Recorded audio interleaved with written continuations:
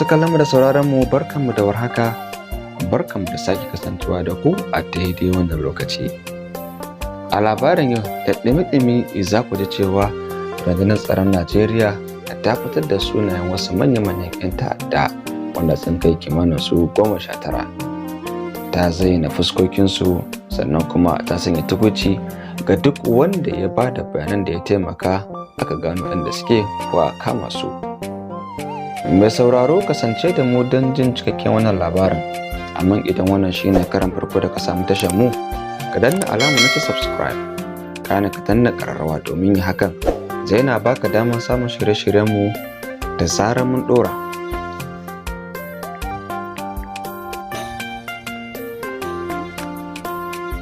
Hausawa na cewa kowa ya ci ladan kuturu to dole masa aski.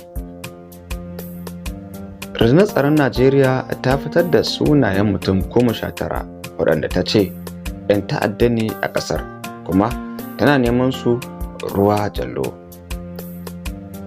A sanarwar ta fitar ranar Litinin, rundunar ta ce mutanen sun daɗe suna tafka barna a arewa maso gabas da arewa maso yamma da kuma arewa maso tsakiyar ƙasar ta Najeriya.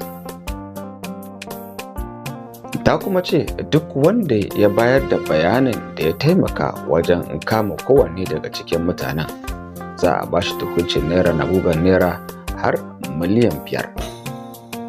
Sunayen mutanen kamar yadda daraktan yatsa labarai na cibiyar tsaron ta Najeriya wato Manjo Janar Jimmy Akpo ya fitar su ne kamar haka.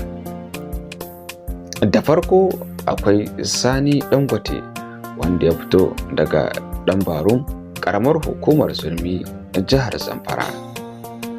Sai Bello Turji Gudda wanda ya fito daga Fakai, jihar Zamfara shi ma. Sai Alhaji Ado Alero wanda shi ma ya fito daga Yankuzo, ƙaramar hukumar Tsafe, jihar Zamfara. Sai Monore wanda ya fito daga 'yan Tumaki, ƙaramar hukumar Ɗan Musa, jihar Katsina. Sai Leko wanda shi kuma ya fito daga Mozoji, ƙaramar hukumar Matazu, jihar Katsina. Sai Dogo na Hali wanda ya fito daga 'yar tsamiyar Jino, ƙaramar hukumar Kankara, jihar Katsina. Sai Isya Kwashangarwa wanda ya fito daga kamfanin Daudawa, ƙaramar hukumar Faskari, jihar Katsina shi ma. Sai Gwaska Ɗan Ƙarami wanda ya fito daga Shamushele, ƙaramar hukumar Zurmi, jihar Zamfara. Sai Halilu Sububu wanda ya fito daga Sububu, ƙaramar hukumar Maradin, jihar Zamfara. Sai Nisanda wanda ya fito daga Kwashabawa, ƙaramar hukumar Zurmi, jihar Zamfara. Sai Ali Kacalla wato Ali Kawaje wanda ya fito daga Kuyambana Ɗan Sadau, ƙaramar hukumar Maru, jihar Zamfara. Sai Baleri wanda ya fito daga ƙaramar hukumar Shinkafi, jihar Zamfara. Sai na Gona wanda ya fito daga Angon Galadima, ƙaramar hukumar Isa, jihar Sokoto. Sai Abu Radde wanda ya fito daga Baranda, ƙaramar hukumar Batsare, jihar Katsina. Haka shi ma Ɗanda wanda ya fito daga Baranda, ƙaramar hukumar Batsare, jihar Katsina. Sai Mamuda Tainange wanda shi ma ya fito daga Baranda, ƙaramar hukumar Batsare, jihar Katsina. Sai Sani Gurgu wanda shi ma ya fito daga Baranda, ƙaramar hukumar Batsare, jihar ta Katsina. Sai Umaru Ɗan Najeriya wanda shi kuma ya fito daga Rafi, ƙaramar hukumar Gusau, jihar Zamfara. Sai na ƙarshen nasu shine Nagala wanda ya fito da ƙaramar hukumar Maru, jihar ta Zamfara.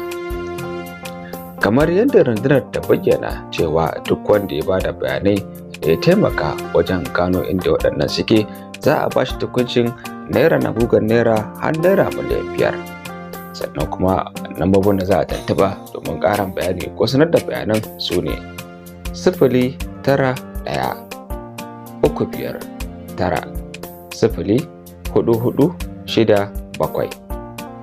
To mai sauraro, da wannan ne muka kawo ƙarshen wannan labarin namu, kafin da muke cewa a huta lafiya.